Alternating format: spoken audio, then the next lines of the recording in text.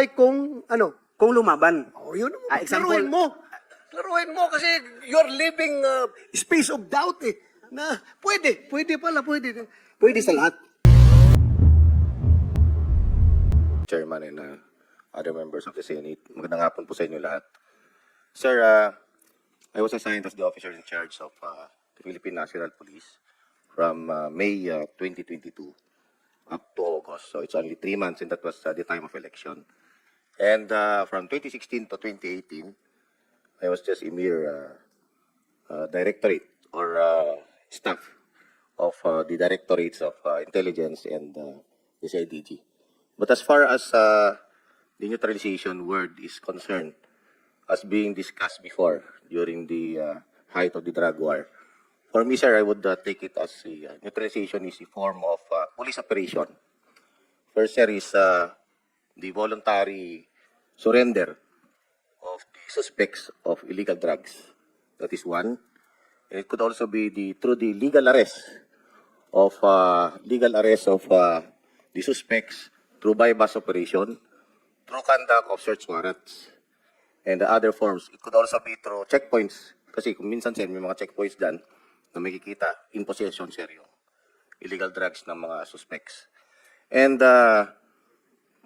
it could also be, the word neutralization could also be the meaning, the killing of the suspect. So yun, sir. So depend, pero yung sinasabi siya na interpretation how we conduct operations sa baba, sir, nasasabihin na killing, parang medyo wala naman pong ganon. But it is only how to the people on the ground on how they interpret it as such.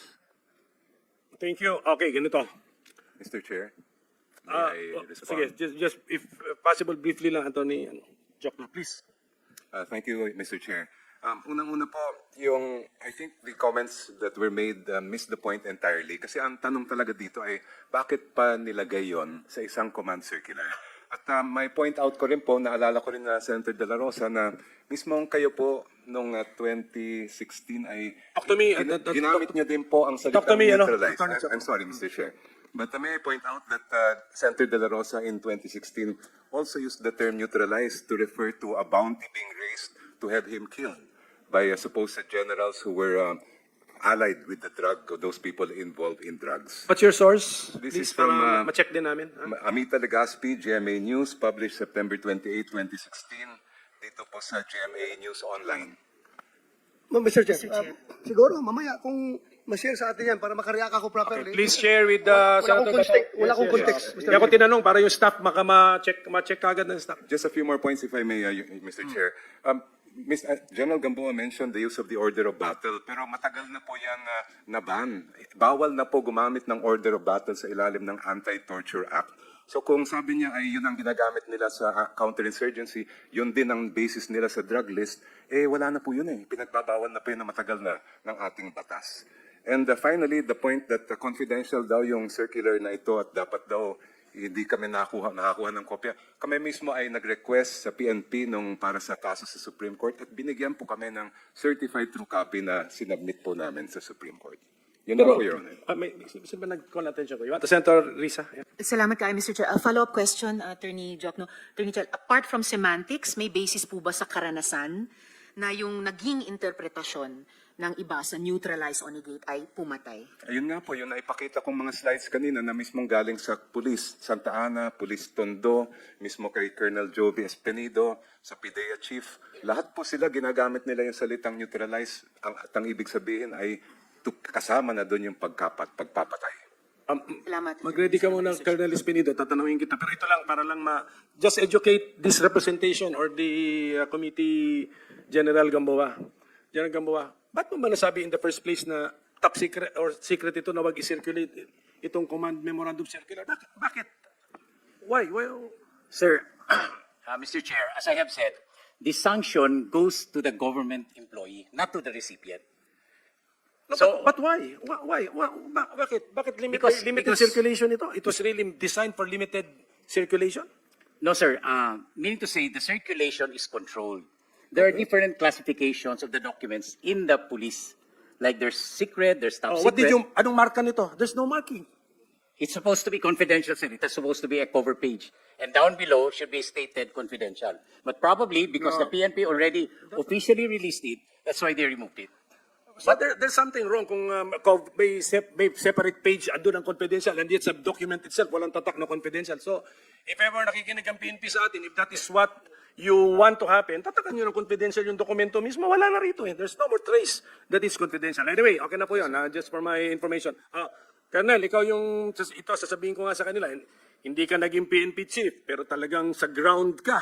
You conduct police operations, etc. And I think you have an admission under oath that you interpreted the word neutralization as not naman siguro meaning to kill but as including the possibility of killing.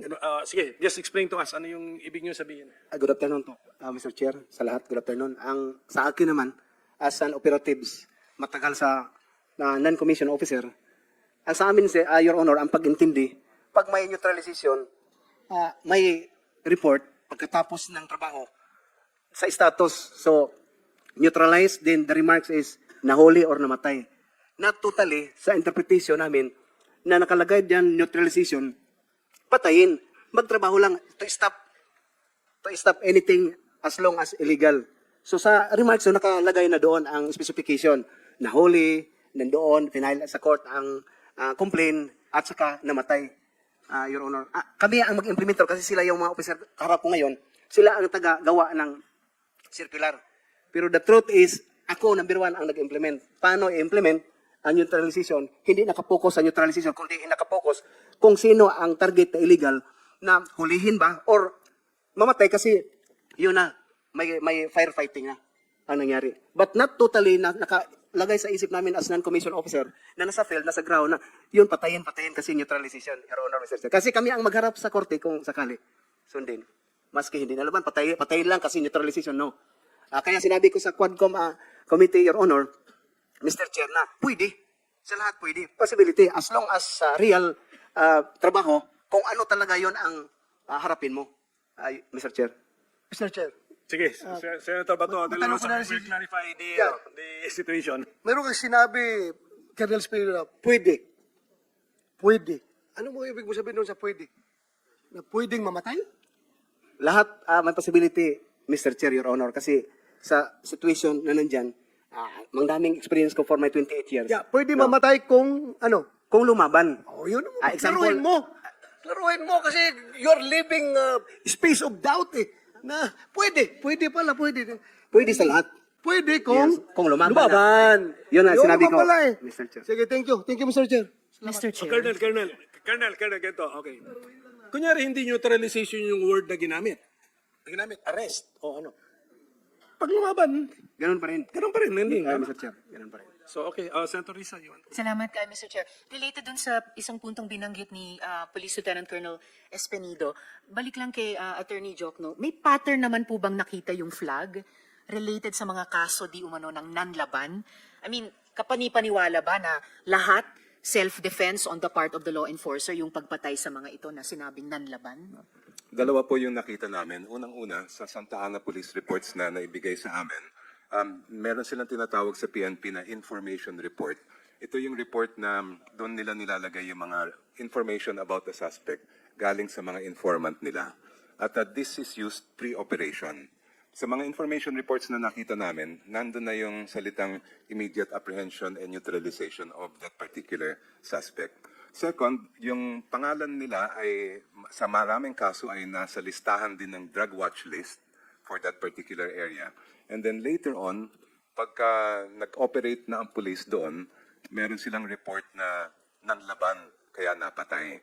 Nung curious kami po noon, kinompare namin pati yung language, yung mismong wording ng iba't ibang mga police report tungkol sa nanlaban.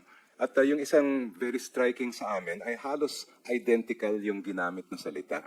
Kumbaga parang cut and paste yung mga ginamit na salita. I can provide the committee with copies of these police reports.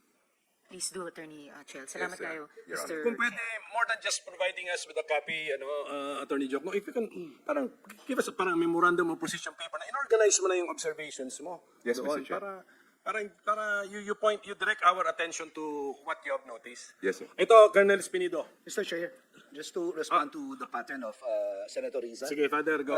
Once again, going back to our documents, listening to the narratives of the families, wala po. From the 312 that we have, no one fought back. Ulitin ko po, wala po nanlaban sa kanila. Salamat po. Salamat, Father Flavi. yes, go Mr. ahead. Chair, if I may, habang on deck si Father Flavi, and mamaya itatanong ko rin kay Attorney Chel. Father, tama po ba na sedition cases were filed against you? Kasi kaugnay po ito ng banta na hinaharap, hindi lang ng people on the ground, pero yung mga gustong magdepensa sa mga EJK families. Yes po, Mr. Chair, Senator Riza. Salamat, Father. For the record, Mr. Chair. Mr. Chair, if I may ask a similar question kay Attorney Jokno, kay Attorney Chel. Salamat kayo, Mr. Chair. Attorney Chel, could you describe briefly how was it to be an opponent of the war on drugs during its peak? Anong klaseng mga hamon ang hinaharap ng mga human rights advocates? Kasama na po yung galing sa legal community. Ako po ay naging, sabihin na lang natin, biktima ng isang late night speech ng dating Pangulo. Napaulit-ulit niya akong personal na nilalait at I found it very offensive because it had nothing to do with the work I was doing. But of course, Pangulo po siya. Gusto niya magsalita ng ganun. Hindi ko siya mapipigilan. Aside from that, there were definitely dangers involved in assisting victims of the EJ case. Wala naman pong mga direct threats, pero minsan ay napapansin namin na mayroong mga lumilibot-libot at lalong-lalo na pag kinakausap namin ang mga testigo at biktima ng EJK survivors ay very security conscious kami dahil alam namin yung dangers nun. Naalala ko rin, Senator Risa, yung sa kaso nila Kian, na yung mga witnesses po ay nandun sa kay Bishop Ambo at may pagtatangka na kunin sila ng police. Mabuti na lang may mga media na andon at nung naibalita na may ganun nga ay hindi na tinuloy. Salamat, Attorney Jokno. Salamat kay Mr. Chair. And I believe, speaking of dangers, we also have here today as resource persons former Senator Laila De Lima and former Mayor Jed Mabilog. Perhaps at the proper time, Mr. Chair, we could also hear them. Salamat kayo, Mr. Chair. I'll give them time na, Mayor Mabilog and Laila, if they want to give some opening statement. But after this question of mine to Colonel Espinido. Colonel, isa pa, one question. Sa ilang years ka sa police? 28, Your Honor, Mr. Grabe Chair. yung mga operations mo, high profile, di ba? Yes. Mr. Chair. Parahinog, ikaw? Yes, Mr. Chair. Yung early morning raid sa bahay? Yes, Mr. Ilang patay doon? Ang patay? Yeah, Simultaneous yan sa area, sa 6 search warrant. 16, 16. Your Honor, Mr. Chair. Okay, basta operative yan, general, mga operative. Okay.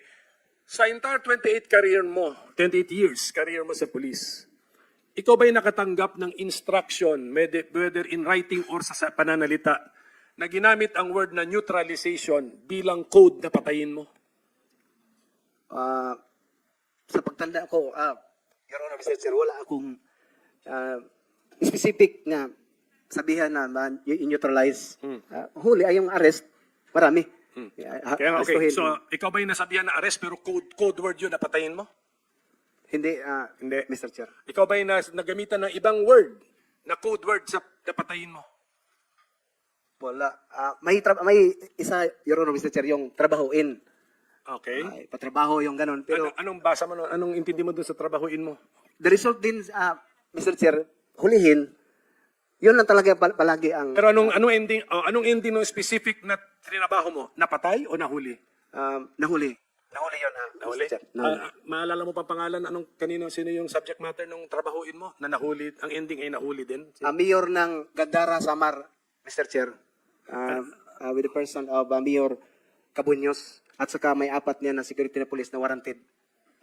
Anong year yun? More or less? 2011, 2010, 11, Your Honor, Mr. Chair. Yung pagtatanong ko sa iyo, pang credibility questions na po ito kasi hindi naman, drug war ba yan? Hindi. Hindi. Yes. So, just to test yung credibility po. Seto ba ito? Yes. Are we commencing questioning Colonel Espinido, Mr. Chair?